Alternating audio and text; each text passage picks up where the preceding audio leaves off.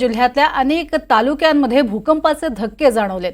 Google रीडिंगवरती तीव्रता समोर आली आहे। 4 रिश्टर स्केल इतके हे भूकंपाचा तीव्रता पाहायला मिळाली आहे। नांदेड शहरात सकाळी 7:15च्या सुमारास भूकंपाचा धक्का जाणवलाय। उत्तर नांदेडच्या काही भागात हा धक्का जाणवलाय। सौम्य धक्क्यामुळे जीवित अथवा वित्तहानी झाली नाहीये। सीसीटीव्ही फुटेजच्या माध्यमातून हा सौम्य धक्का कसा होता ते आपण पाहतोय। हिंगोली जिल्ह्यातील 5ही तालुक्यात भूकंपाचे धक्के जाणवलेत। तर औंढा नागनाथ, सेनगाव, कळमनुरी, वसमत या तालुक्यामध्ये भूकंपाचे धक्के जाणवले। त्यामुळे काही काळ नागरिकांमध्ये भीतीचं वातावरण होतं। हिंगोली इथे मुख्य केंद्र या भूकंपाचं होतं असंही कळतंय। सीसीटीव्हीच्या माध्यमातून कशा पद्धतीचा हा भूकंप झालेला आहे ते आपल्याला दिसतंय। सकाळी उठलो नाही, झोपेतून उठायच्या अगोदर लगे सगळं हादरलं हे सगळं तर भांडे, तेल, फॅन, टीव्ही।